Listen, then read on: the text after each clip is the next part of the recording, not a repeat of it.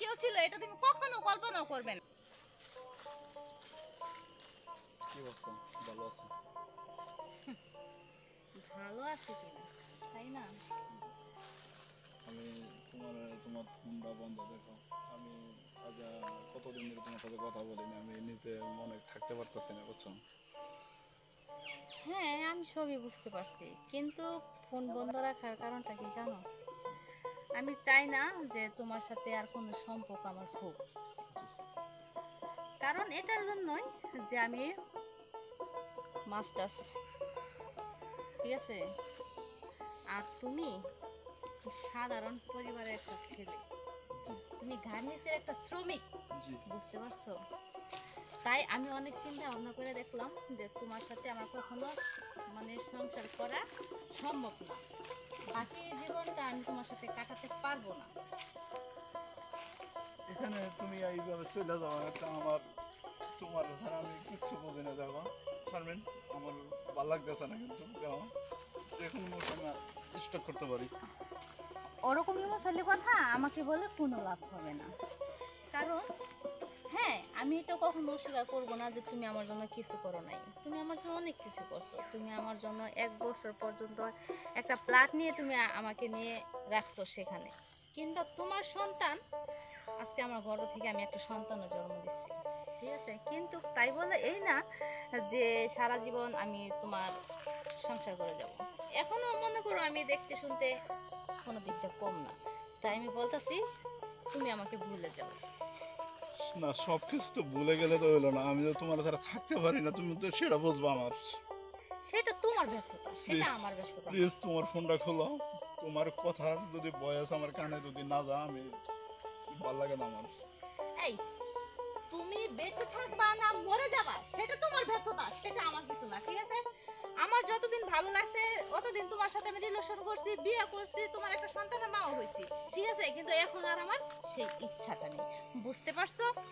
ঠিক আছে, সবই তো বললাম, তোমার ছাড়া এই জীবন আমি একা কোনো হোটেলে কোনো কিছু ভালো জিনিস খাই নাই, ঠিক আছে? যেটা খাই যে তুমি বাসায় আসছো, আমি সব কিছু হয় না তোমার নিজের মতো মুখে কাটে দেয়, এইভাবে দূর করে তুমি মনে পালাই আমার চলে যাবা। তোমার কাছে তোমার ছাড়া আমার এক মুহূর্তে ভালো লাগে না। দেওয়া প্লিজ শারমিন, তুমি খবরদার এরকম আমার করো গায়ে না, হাত ঠিক দিবি না, আছে? Don't touch me. এরপর আমার ছেলেটারে তুমি আমার দেখাইতেছো না, কে লেগে তুমি এইরকম করলা আমার লাগে, কে লেগে করলা দেও? আমার সন্তানের মুখ তোমার কপালে আর জুটবে না, ঠিক আছে? কখন তুমি আমার সন্তানকে দেখতে পারবে না, কারণ দেখো 2.5 বছর হয়ে গেছে, দেখো। কত 2.5 বছর তোমার জীবনে পার হয়ে যাবে তুমি নিজেও ভাবতে পারবে না। দেখো আমার অনেক কষ্ট হয়ে যাচ্ছে, প্লিজ তুমি আমি ফোনটা খোলো। আমিও আগের মতো অস্বীকার আবার করি না, শুরু করি, কখনো হবে না, প্লিজ। ইম্পসিবল, এটা কখনো সম্ভব না, ঠিক আছে? দেখো দেখো উঠুনি আর একটা বার, আর যদি কোনো ঝামেলা করি তোমার আর সম্পর্ক রাখার ইচ্ছা না তোমার, আর একটা বার আমার সুযোগ দাও, প্লিজ। নো, নেক্সট টাইমে আর কোনো সুযোগ হবে না। না দেখো, আর এটা এটা তুমি মন তুমি করার কথা বললে হবো না। তুমি একটু হিসাবটা মিলিয়ে দেখো, তুমি কোথায় আর আমি কোথায়, আমার পরিবার কোন পর্যায়ে আর তোমার পরিবার কোন পর্যায়ে, ঠিক আছে? আমি না বুঝে তোমার প্রেমে অন্ধ হয়ে তোমাকে বিয়ে করেছিলাম, সরল মনে বিশ্বাস করেছিলাম, কিন্তু সেই বিশ্বাসের মর্যাদা তুমি দাও নাই, তুমি রাখো নাই, তুমি হ্যাঁ তুমি আমাকে সুখী রাখছো, তুমি আমাকে খাবার দাবার আমি যখন যা চাইছি তুমি তাই দিছো, আমি কখনো অস্বীকার করতেছি না, কিন্তু আমি যখন বুঝতে পারলাম যে আসলে জীবনটা তোমার সাথে কাটানো অনেক কঠিন, তাই আমি নিজের ইচ্ছাতে তোমার জীবন থেকে চলে যেতে চাই। না তুমি একলা এটা বললে তো হবো না, দুইজনের মীমাংসা মাধ্যমে কিন্তু যাইতে হবে। দেখো তোমার একটা রিক্সা দিয়ে যদি নিয়ে যাইতাম, তাহলে এই রিক্সার মধ্যে একটা লোক উঠতে পারবে না, কোনো একটা লোকের আমি উঠতে দেই নাই, এবং রিক্সাওয়ালারে বলছি ঠিক আছে তোমারে আমি এতটুকু ভালোবাসি, বুঝছো, যাতে অন্যর একটা লোক যাতে কোনো চুপ করো, গায়ে যাতে চুপ টাচ না করো, লাগে, ঠিক আছে? তুমি আমাকে আর দুর্বল করার চেষ্টা করো না, ঠিক আছে?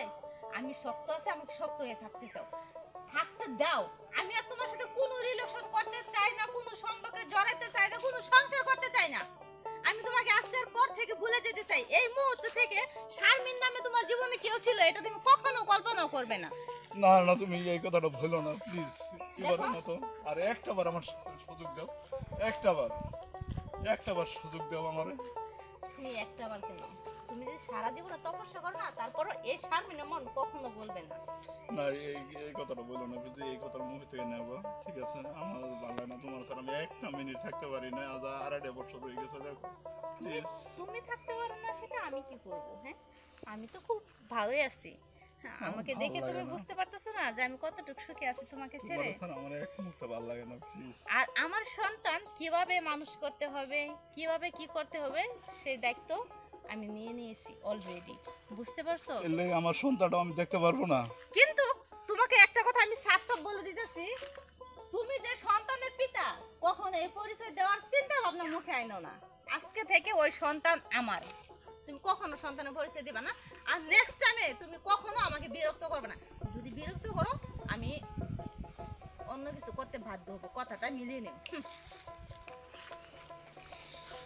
এটাই তোমার শেষ কথা? দেখো শারমিন, তোমার লেগে আমি জীবনে অনেক কিছু করছি, ঠিক আছে? তোমার আমি পাইলাম না, ঠিক আছে? তুমি আমার এরকম কষ্ট দিয়ে গেলা, দেখো তোমার স্যার আমি একটা মিনিট চলতে পারি না, থাকতে পারি না, আমার আর ভাল লাগতেছে না।